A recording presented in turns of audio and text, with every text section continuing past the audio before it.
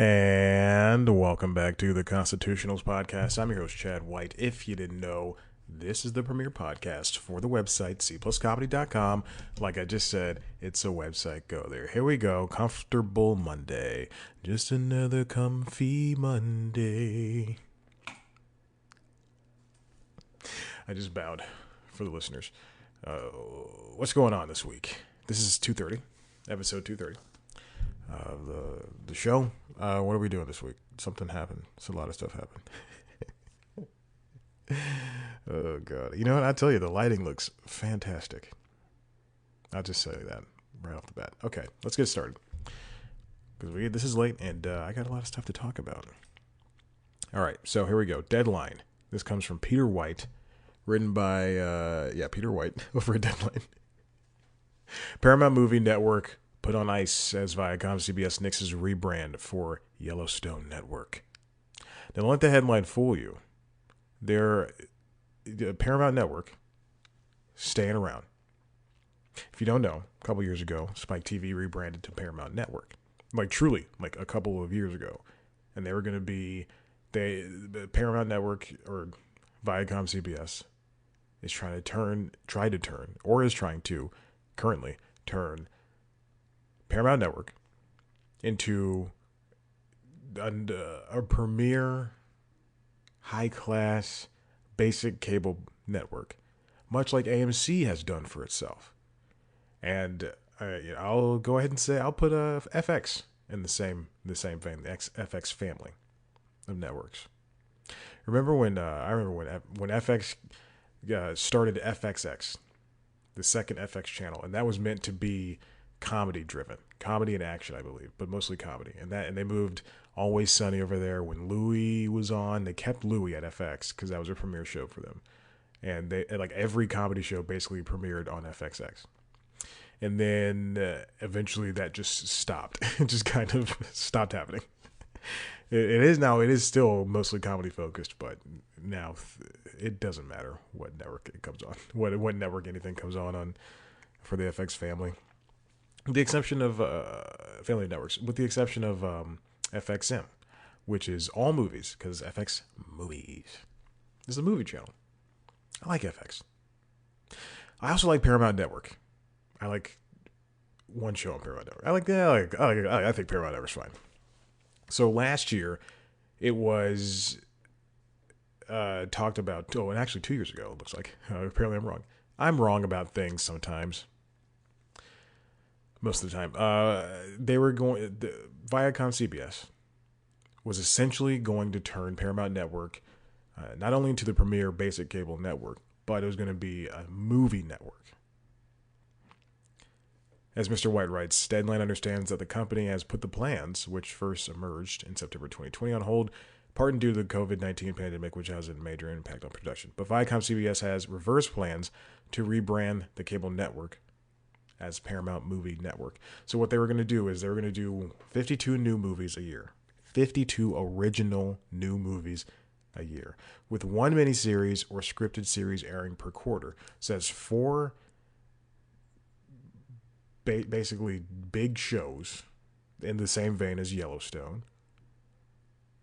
And 52 new movies. And I believe it was Hallmark this year, or this past Christmas, and they did something like, let's see, Hallmark Christmas movies. I spelled Christmas with an X. I spelled Christmas, X-Christmas. X-Christmas. They did 40 new Christmas movies. So you can see what kind of quality was going to come out of there. And I know Paramount Network's different from Hallmark and the rest of those, but I mean, come on. When Netflix did one new comedy special a year, I don't think all of them were hits.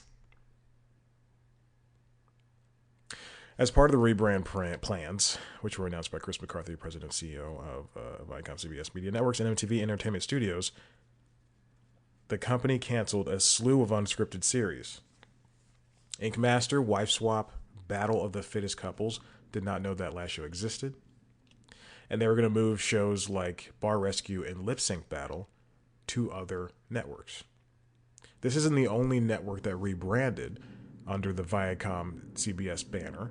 Comedy Central, Jesus, you hear the roll by right now. if you hear it on the microphone, it sounds like 7 wagons are driving by, or riding by, and there's 12 people out there pulling them, and they're gone. Okay, so Viacom CBS rebranded. What they did was essentially a couple years ago, they had all of these networks when they came back together, when Viacom CBS came back together, they had everything from Comedy Central to MTV to VH1, BET, and every other channel under those that that don't really matter. Bravo, I guess. And then they basically took amalgamations of both of those companies and made one big television group, and then kind of downsized the networks themselves. And so they had then that's when they became the tentpole networks for Viacom CBS. So again, Bravo, VH1, MTV, not MTV Classic, not MTV2, just MTV, Comedy Central, Paramount Network. And they define those networks with their, I'm doing this all from memory, so don't shoot the messenger. They decided to have all of the cartoon shows, all the adult animation go over to Comedy Central. All of the, I guess the sitcom stuff went over to, or live action stuff went over to MTV. And then VH1 got its own thing. Bravo got the reality stuff. And then Paramount Network, in that move, was going to become the new movie place.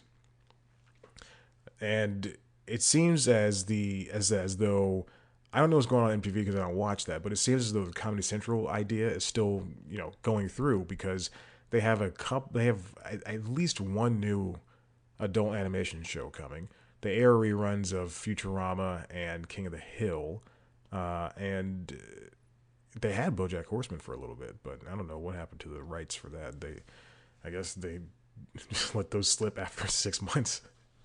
And they air what's it called, The Office, and they air it in order. What is this deal? What's the deal? What's the deal with these cable networks airing series in order?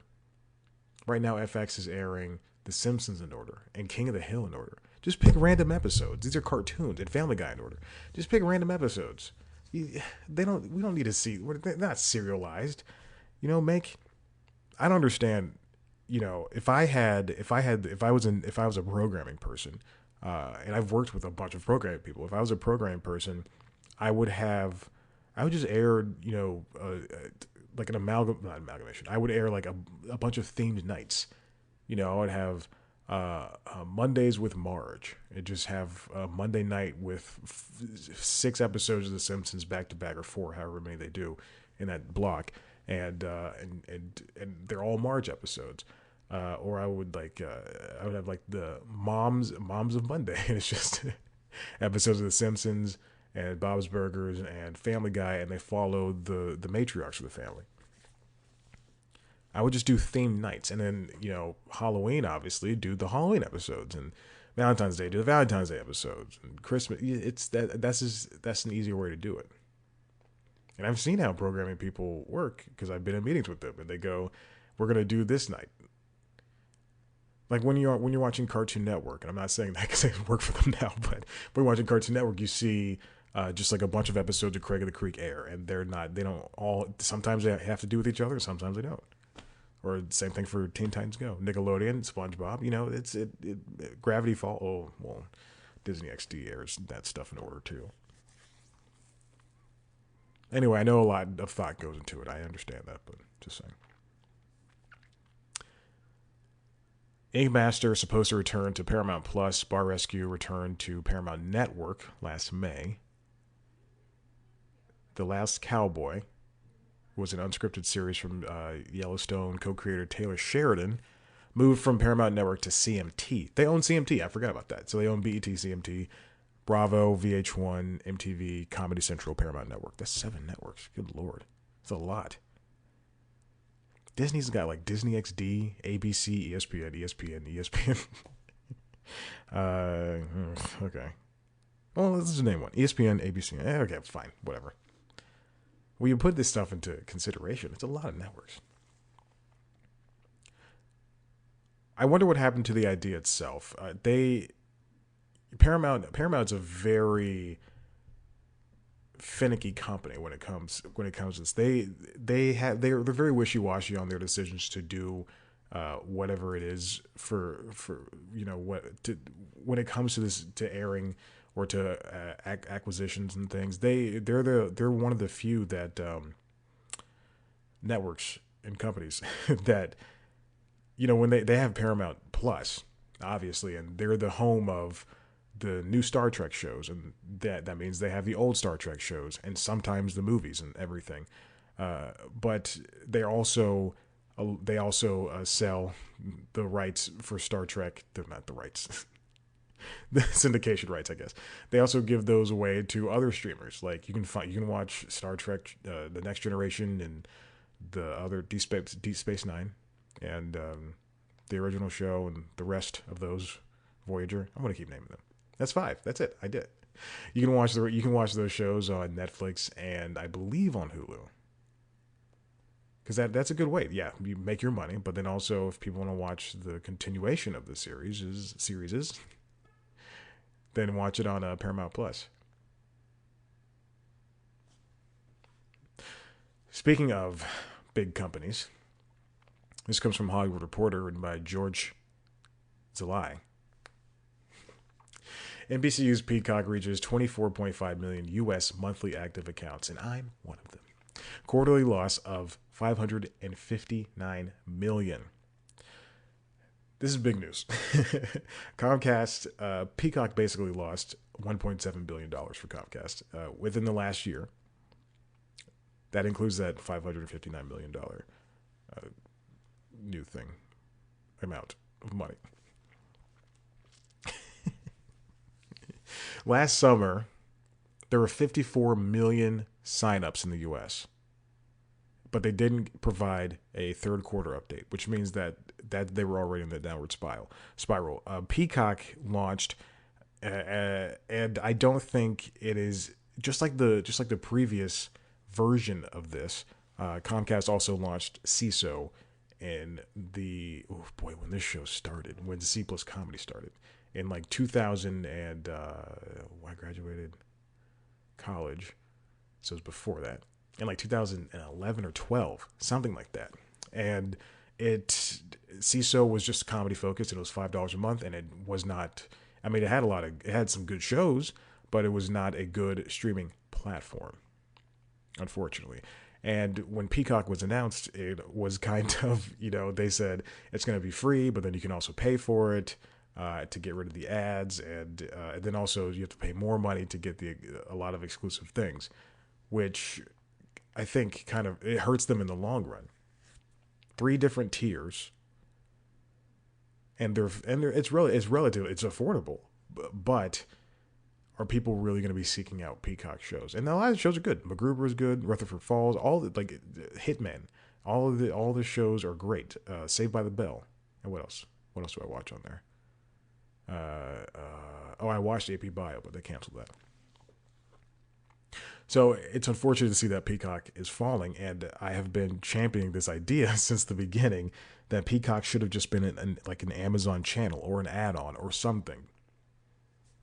Why would you opt to lose 1.7 billion? Everybody wants a piece of the streaming pie. I understand, and everybody, whether internally they think they're going to be up with the greats of Netflix and Disney Plus, or they're okay like Paramount Plus, like Viacom, CBS knows.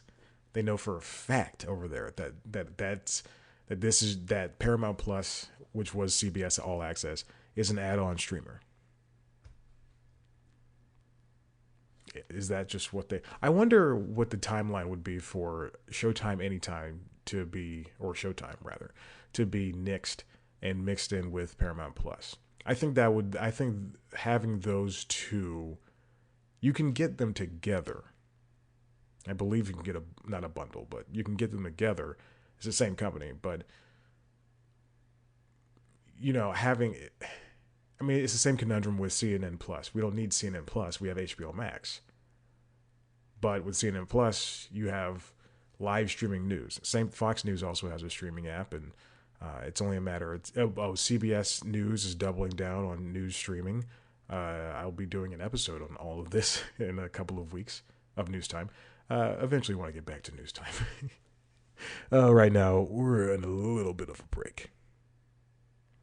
Oh, okay. Anyway, I just got an email. I just checked it. No offense. No offense. I'm doing an episode. I gotta keep track of my personal email. For the full year 2021, media unit results included an adjusted loss of $1.7 billion related to Peacock on $778 million in revenue. Whew. A big improvement in the theme parks unit, thanks to the reopening of after a big pandemic hit and the launch of a new park in China, more than offset declines in other divisions of the entertainment arm. And then they had a big loss of cable subscribers as well. I wonder what Comcast's end game is for Peacock. Because they're doing, Universal is doing, Comcast, they're doing the, they did the limited, they're starting the limited theatrical window. They're the ones who jumpstarted this entire trend, which is good for them right now. But if they need to release movies because they pushed back 3 different Fast and Furious movies, including the last one that just came out. So I wonder where they're going to go next with Peacock. After this quarter, I think it's probably going to lose more money because there's nothing that's driving people to sign up for it. Even if it's free, no one's going to pay for it. I accidentally still subscribed to it because I was watching MacGruber, and then I put on the calendar. I always do this. I put on my calendar when to cancel subscriptions, and then it resubscribed early for me. It subscribed a day early because I had it on the day of subscribing. I should have put it the day before. So Peacock still exists, and quite frankly, I don't think it should. But competition is good for streamers, and Peacock is going to push these other ones to do. Peacock offers something that only Paramount Plus offers, in that when you're subscribed, they have 24-hour channels, versus the only other way to get that is if you go to Pluto TV or Tubi TV. And yes, those are free, but they're going to be more heavily ad supported. And if you watch the free channels on Paramount Plus or Peacock, then you're not going to get all the same. You're not going to get, Pluto has, let's say, 200 channels, and you're probably only interested in maybe 20 of them. And yeah, you can favorite them, but that only goes so far. Versus with Peacock, it's going to be, if you're interested in the family of Comcast or NBC Universal channels, or the same thing for Paramount Plus. If you're interested in the Viacom CBS channels, then you can watch all the SpongeBob stuff. Even though that same channel probably exists for Pluto because Viacom CBS owns Pluto. It's about retention. Just stay on the same app and you'll be fine. That's what they want. Hey, let me jump down really quick. I want to do a different topic right now, and then I'll go to the last thing. This is going to be very short. This comes from the New York Times, written by Brooks Barnes, the Double B, documentary critical of Disney from the Disney family. Abigail E. Disney, who is a Disney, she's I think that was her great uncle, excuse me. Yeah, her grandfather, yeah. She has made she's been very outspoken about Disney's not recent, but growing monopolistic nature and how it treats its employees and things of that nature and the people around it. She's created an activist-minded documentary, as Mr. Barnes writes, The American Dream and Other Fairy Tales, about the pay gap between corporate haves and have-nots. It's going to premiere today, Monday, January 31st. To paint the harsh picture, Ms. Disney and the person she made this with, Kathleen Hughes, who directed the movie. You know Kathleen Hughes. She directed, let's see. Oh, I love how loud this keyboard is. Hey, maybe I looked up the wrong Kathleen Hughes. Oh, I definitely did. This one has not worked since 1998. So maybe I should type in the word Kathleen Hughes, director. Yeah, I guess this is her. Oh my gosh. Am I crazy? Oh, here's her LinkedIn. I'm gonna click on her LinkedIn and she'll get the little pop. Oh, look at that. Okay. She's a director. I guess I can't find anything that she's done. But let it be known, she's a director. I put my hand up to signify I'm serious about this. To paint a harsh picture of Ms. Disney and Ms. Hughes' profile, 4 Disneyland custodians who, at the time of filming pre-pandemic, earned $15 an hour. They all struggle mightily with soaring housing costs in Southern California. One says he knows Disneyland workers who have had to, quote, make a decision between medication or food.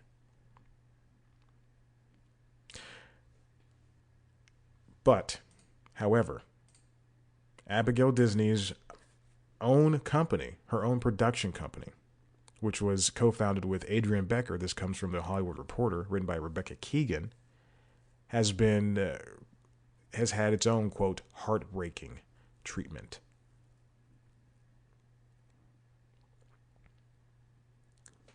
She's a philanthropist, a philanthropist, Ms. Disney. At her company, Level Forward, it's been associated with an impressive slate of theater and film projects from women and people of color, including Alanis Morissette and Diablo Cody's musical Jagged Little Pill, the Jeremy O'Hara's play Slave Play, or Jeremy O'Hara's Slave Play, rather, and Heidi Schreck's Broadway production of What the Constitution Means to Me, which is on Amazon Prime, if you want to watch that.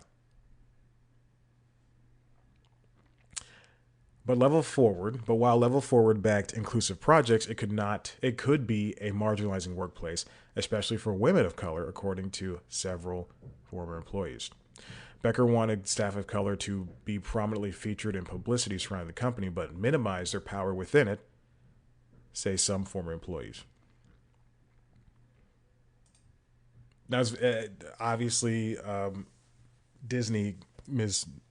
Disney does not have the final say in a lot of, well, I mean, she probably does have the final say, and maybe she was just too busy. I'm not defending her or anything, but you know, this is what happens when you're trying to.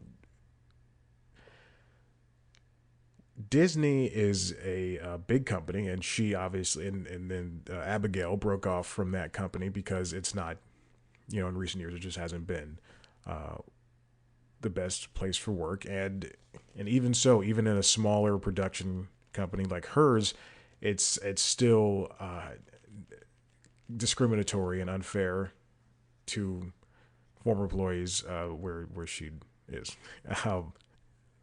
And they've acknowledged that, which is good. Abigail Disney and Ms. Hughes have acknowledged that even that they have been part of the problem. Also, let's not talk about net worth. I see there's a sentence here on the Hollywood Reporter thing where who has a net worth. Net worth means nothing. Net worth means nothing in the long run. I just listened to Bob Iger talk to Kara Swisher about him and working for Disney and all the things. She didn't press too far into something I would like is the wages and all that stuff, but they did talk about it. And even still, you know, him being separated from Disney, he still has. I mean, he's looking back on it with rose-tinted glasses. Level Forward is set up as a public benefit corporation designed to be a for-profit entity, but one that calls for serving the public good as part of its charter. It's generated $40 million in production financing for its various projects. And Disney has even said in 2018 at the Sundance Film Festival that Level Forward is committed to the vision of unlocking, amplifying storytelling from all corners and perspectives.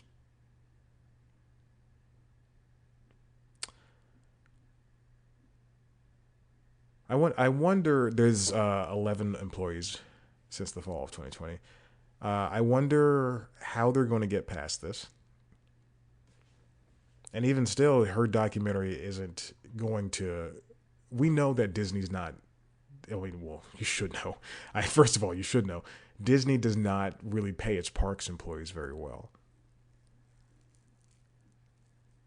And it's not going to change anything because Disney has even responded. The company has responded to Abigail's uh, accusatory messages, saying we are saddened and deeply ashamed.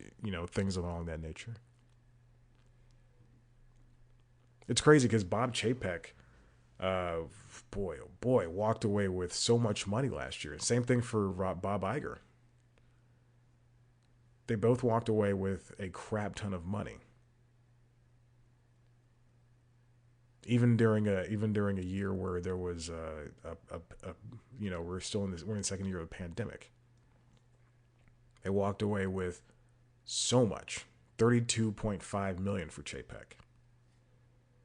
And yeah, that comes with the title. Like the money comes with the title, and yeah, you're leading a company and everything. But when there are people making $16 an hour or 24, less than or at least a little bit more than minimum wage in Southern California or Florida.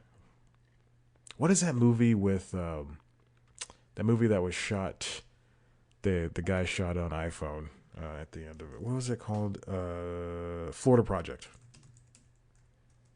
It was a great movie, and you got to see what it's like. Although it's fictionalized, but you get to see what it's like living in near Disney, like near a theme park. And it's supposed to be this beautiful, wondrous place, and for it to just sting, for you not to be able to afford any of that stuff. Florida Project's a fantastic movie. Who is it? Soderbergh? Sean Baker. That's the guy who shoots stuff on his phone, which I think is stupid. Don't shoot things on your phone. He also shot Tangerine, which I think was shot on his phone. Shot on the phone, but also has like a $20,000 lens or something like that. Okay. Let's move on to the final thing so I can get out of here. We're talking about Neil Young and Spotify, baby. Obviously, you've had to have heard about this.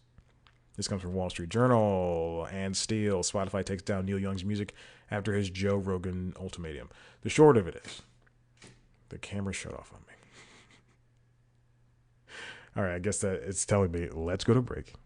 When we come back, we'll talk about this. Here we go. Go on a break.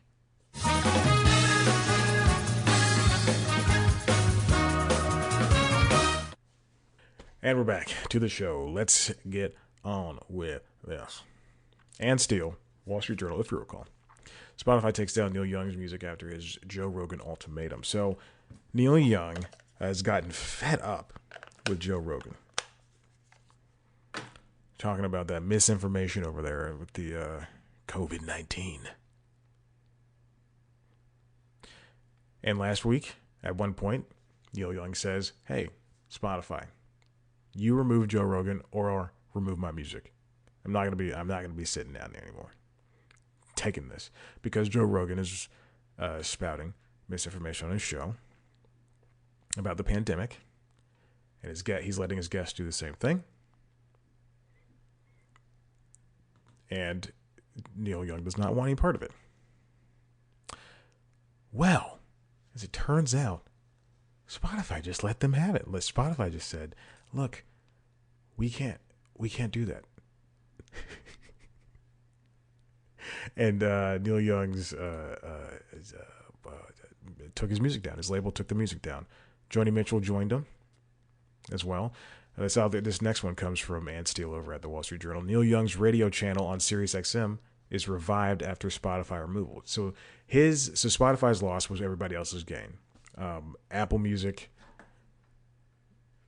Amazon Prime, Prime Music, and SiriusXM, they all jumped at the chance to say, "Hey, Neil Young, we have your music still, and we're going to champion you." Apple Music even touted Neil Young as the home of, or something like that. What was it? It was like the home of Control F A P L, whatever. The home of Neil Young's music.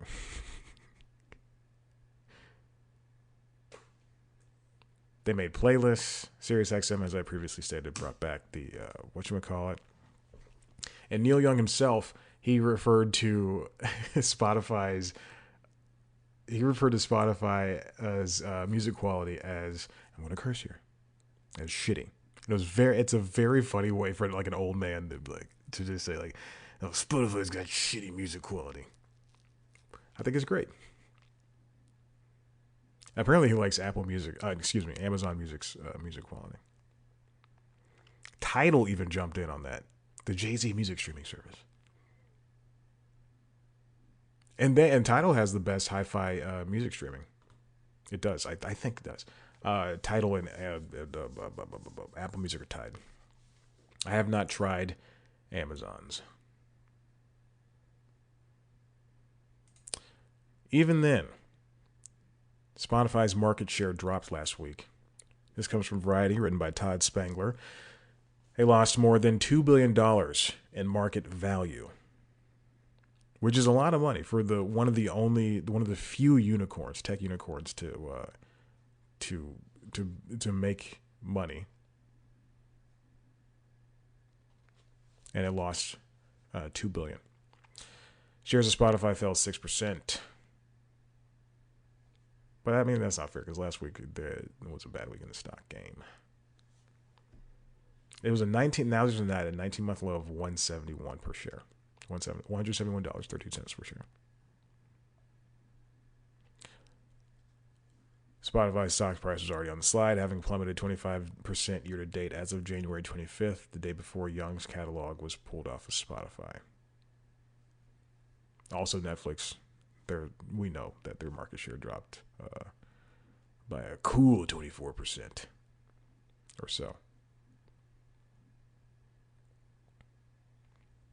Now, they did have a rebound, and Joe Rogan did come out and say that he did not apologize, but he did say that he's there to have conversations or some, whatever crap he said.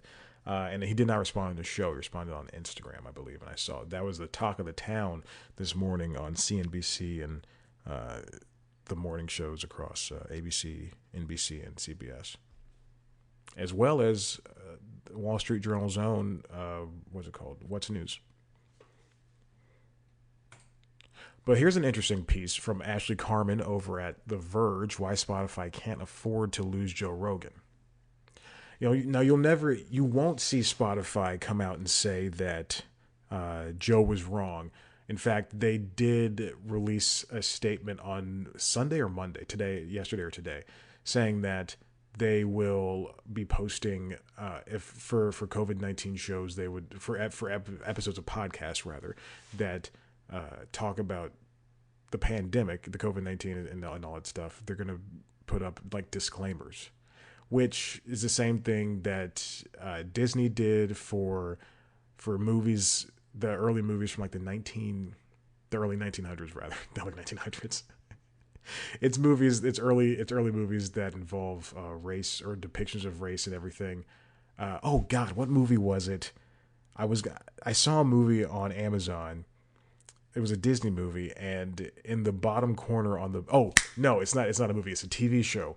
If you look at the Chippendale Rescue Rangers show is about to be released on DVD in February, the complete series for those who want that for some reason, which is probably going to be.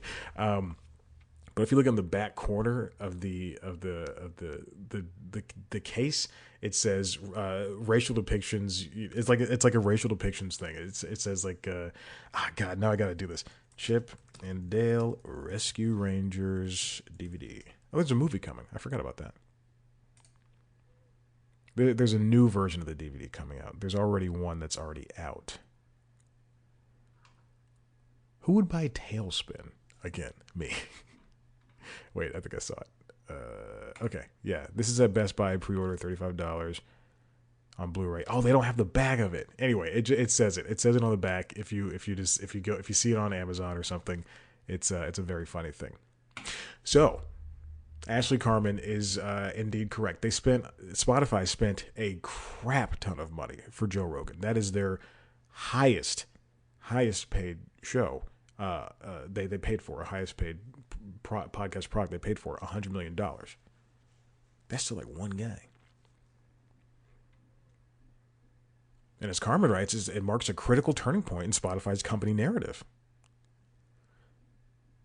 They're not just a music company anymore. They're doing these radio shows, and this is going to cost them so much money. The interesting part of the well, I mean, it's not going to cost this move is not going to cost them money, but the interesting part of this is that Neil Young even admitted that he's by taking his music off of Spotify, he's going to lose 60% of his revenue income. Revenue income. What does that mean?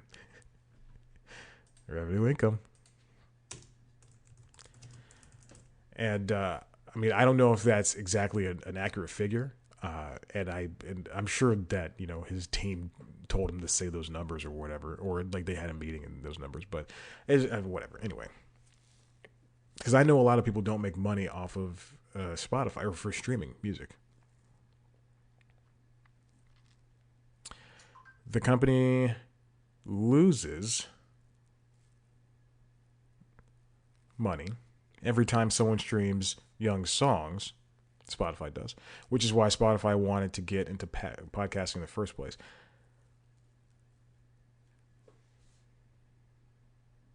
So if you're not as big as Drake or Taylor Swift, as Carmen writes,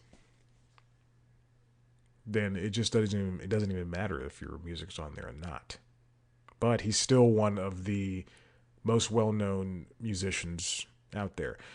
I can't say the same for and also Joni Mitchell as well. But if you know music, then you know them. If you don't know who they are, then this doesn't pertain to you. But also, you should know if you like listening to music, you should know every facet and all the people who set up the current.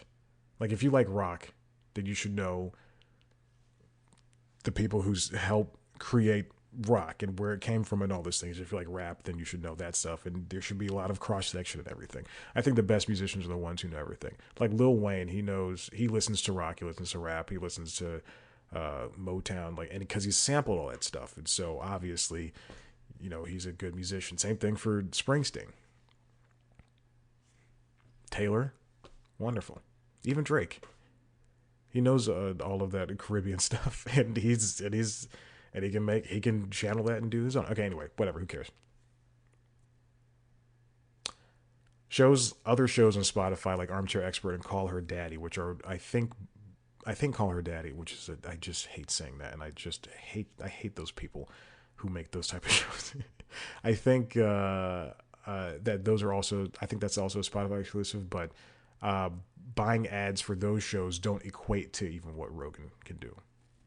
And even though he's doesn't have the same listenership as he does when he was independent and not on Spotify exclusively, because that's the only place you can listen to him, he's still doing just streets ahead, to quote Community. Streets ahead of what anybody else is doing, unfortunately.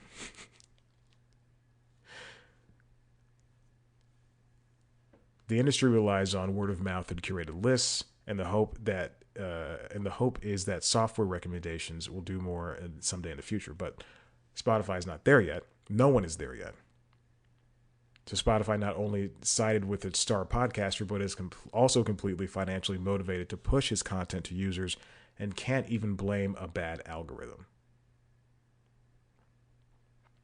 Spotify told the Wall Street Journal yesterday, or whatever, it has taken down 20,000 podcast episodes in violation of, quote, detailed content policies related to COVID-19. It's unclear if what Carmen quoted above, is the detailed policy, or if it is goes beyond a sentence. And then she asked, what does Spotify consider crossing the line? God, it's a corporate structure that they're making their own rules, and they're adhering to their own rules, and they're still making up as they go, as things go along. Unfortunately, that's just how it's going to have to go for now when it comes to how when they buy these big things, and the freedom of speech becomes a part of it all, a part of the conversation. When you listen to a show like Comedy Bang Bang, and a comedian makes a joke that is dark, or a character makes a joke uh, along those lines, we know they're joking. But when it comes to a conversational podcast such as the Joe Rogan Experience or Orange Expert, or it doesn't even matter. WTF shows like Fresh Air, it doesn't matter. It's somebody said, I'll say a fifth one. I don't know. The Ezra Klein Show.